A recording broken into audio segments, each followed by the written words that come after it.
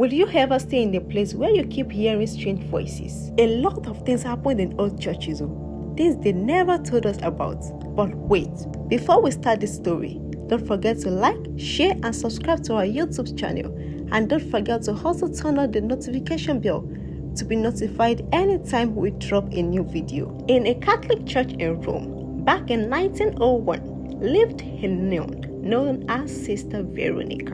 And at first, she was normal, quiet, devoted, obedient. She followed her routine, prayed daily, and carried out her duties without complaint. But over time, people began to notice changes. And Sister Veronica stopped speaking to other sisters.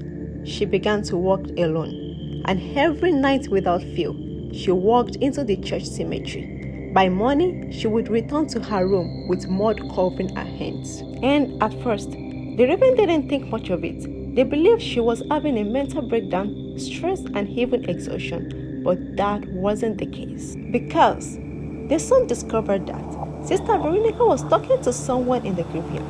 Night after night, she stood among the graves, whispering as if in conversation. And when the other sisters tried to see who she was speaking to, there was absolutely no one there. And when they confronted her, asking why she went to the cemetery and who she spoke with, she answered calmly, "They are calling me, and I have to respond."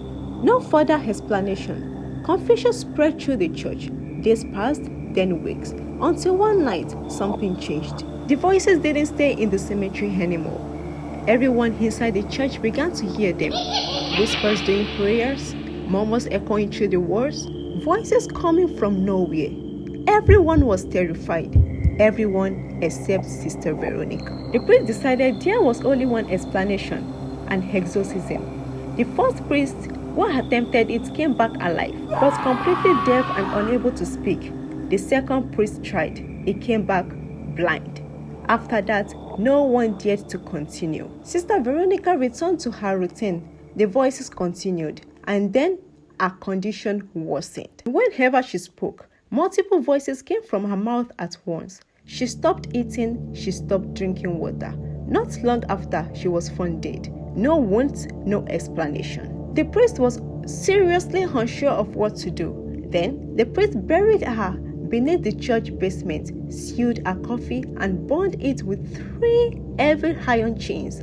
After that, everything became normal again for just 2 years. Then, after 2 years, the nuns began to suffer spiritual attacks. Many claimed they saw Sister Veronica in their rooms at night.